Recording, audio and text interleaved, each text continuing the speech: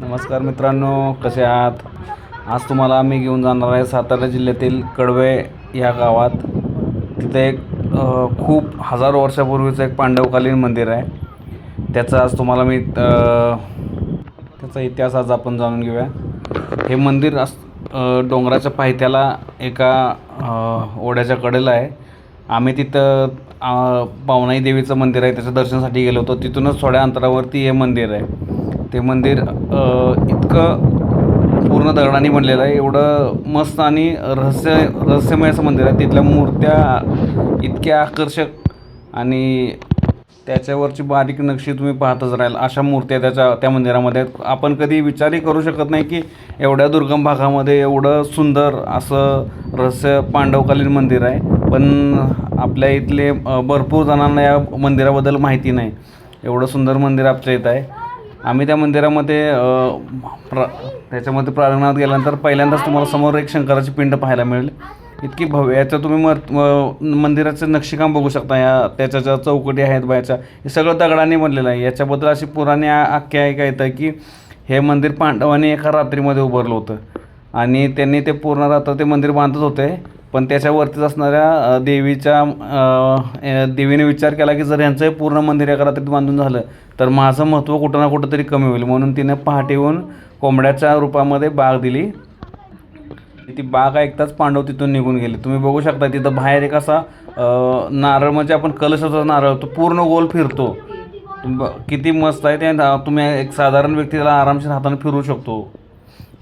आतमध्ये तुम्ही इथे गेल्यावर असा नंदी, किती त्याच्यावर नंदीच्या ह्याच्यावर हे जाळी, ते घुंगरं बनवलेलं, ते पण एकदम इतकी डिझाईन मस्त बनवलेली त्याची. आपल्या ज्या पुराणे जे शिल्पकार आहेत ते एवढे ॲक्युरेट आणि हे होते. त्यांनी जो नंदी, हे शिवलिंग, तुम्ही आतमध्ये गेल्यावर इतकं थंड आणि तुम्हाला जाणवतच नाही की तुम्ही कुठं आहात. एवढं शांत वातावरण तिथं. मंदिराला चार रूम आहेत. प्रत्येकामध्ये एक मूर्ती आहे. गणपतीची मूर्ती तुम्ही बघू शकताय. इतकी मस्त डिझाईन कोरीव केलेलं त्यांनी. त्याच्याकडे बघतच राहाल तुम्ही, इतकं मस्त. शेजारीच एक मंदिरामध्ये सूर्यनारायणाची मूर्ती आहे. तुम्ही ह्याच्याकडे नीट बघा, जवळून बघितलं त्याच्या खाली 7 घोडे पण कोरलेले आहेत. एवढी म्हणजे तुम्ही जसं साऊथच्या मंदिरांमध्ये बघता, दक्षिणात्य मंदिरामध्ये डिझाईन असे सेम तशी डिझाईन इथं त्यांनी कोरलेली. इतकं आकर्षक आहे ते. ह्या मंदिराला एवढी प्रसिद्धी भेटली नाही. तुम्ही एकदा जाऊन बघा, त्याच्यावर जे मुकुट आहेत एवढे एवढे बारीक असे जाळे आहेत, ते तुम्ही पाहतच राहाल. हे नक्षीकाम आपण जसं बघतो महालक्ष्मी मंदिरमध्ये, या दक्षिणात्य मंदिरमध्ये सेम तशी डिझाईन आहे. हे उपेक्षित राहिलं आहे मंदिर. हे बघा, याच्यावर घोड्यांचं पूर्ण, याच्यावर घोडे पण कोरलेले आहेत एवढ्या याच्यामध्ये. इथे ॲक्युरेट नकाशी काढलेली आहे त्याची. खूप पाहण्यासारखं मस्त आहे. त्याच्यामध्ये सूर्यनारायणची मूर्त्या बरेच कमी बघायला भेटतात आपल्याला. हे तर त्याचं हे बघा, किती बारीक जाळी, नक्षीदार काम, त्याचे कमरपटा, त्याचे दागिने, त्याच्यावर जे त्यांनी घातलेले हार आहे, एकदम बारीक बारीक मोत्यांचा पण कोरीव काम त्यांनी जबरदस्त केलेलं आहे. स्टँडिंग मूर्ती त्यांची.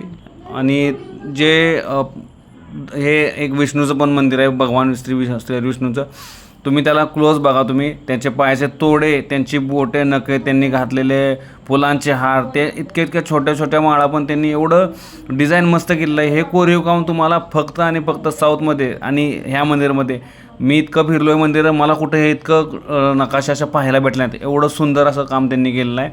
त्याच्या शेजारी गरुड आणि शेजारी हे केलं, इतकं ॲक्युरेट बनवलं आहे. त्या मूर्त्या तिथं ठेवल्या गेलेल्या आहेत अशा. तुम्ही त्या मूर्त्यांना जर तुम्ही हे केलं, जर एखादा पुरातत्ववेत्ता आला इथं, तर त्याला खरंच ह्यातून अभ्यास करणारा आणि त्याच्यासाठी भरपूर आहे याच्यामध्ये. तुम्ही त्याचे जे मूर्तीचं रूप आहे ते बघा, इतकं मस्त. शंख, कमळ, सुदर्शन चक्र, हे सगळंच्या सगळं त्याच्यामध्ये डिक्टो ॲक्युरेट असं आहे तुम्हाला ते. म्हणजे तुम्ही बघत राहाल. हे पहा, गरुड भगवान पण तिथं आहेत. हे त्यांचे जे द्वारपाल आहेत ते पण तिथं आहेत. इतकं मस्त त्यांनी केलेलं आहे. तुम्ही बाहेर त्याच्या आल्यानंतर आता हे इथल्या स्थानिकांनी याच्या जे पिलर आहेत बाहेर, हे पूर्ण दगडाचेच बनले आहेत. तुम्ही बघा, कुठंही जोड नाही. एकावर एक ते दगड त्यांनी रचलेत, कुठंही जोड नाही त्याला. कसल्याही प्रकारच्या मटेरियल वापरून ते जोडलेलं नाही. फक्त दगड, एकावर गोल दगड, तिरके दगड जे आहेत एकावर एक रचून त्यांनी ते मंदिर स्टँड केलं, उभं केलेलं आहे ते. म्हणजे तुम्ही त्याची ॲक्युरेसी बघू शकता. आणि ते कितकं मजबूत आहे, एवढ्या हजारो वर्षानंतरही आजही तिथं आहे तसंच आहे. असं नाही की ते आता लेटेस्ट 1000-1200 वर्षापूर्वीचं आहे. पांडवकालीन मंदिर आहे आणि तुम्ही त्याची मजबूती बघा. त्याच्या शेजारी एक मंदिर आहे. याच्यामध्ये बघा तुम्ही, हे मंदिर शेजारी आहे. याचं रहस्य असं आहे की हा सगळा भाग आहे डोंगराळ, पण त्याच्या ह्याच मंदिराच्या ह्या गाभाऱ्यामध्ये 12ही महिने पाणी असते. कुठून येतं कसं येतं काही त्याच्याबद्दल माहिती नाही. एक रहस्य बनलेलं आहे. तुम्ही ह्या ज्या मूर्त्या बघताय ह्या मूर्त्या आहेत सप्तमातृकाच्या असे म्हटलं जातं. इथं ह्या मूर्त्यांचे बऱ्याच वर्षामुळे ह्या मूर्त्यांची इथं झीज झालेली दिसते तुम्हाला.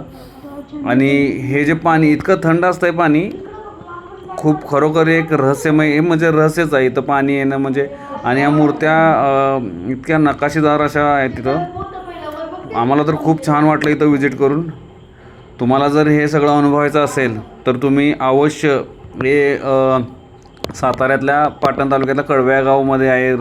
तुम्ही येऊन एकदा अवश्य भेट द्या. आणि हा ब्लॉग आवडलाच तर आमचा चॅनल सबस्क्राईब करा. थँक्यू.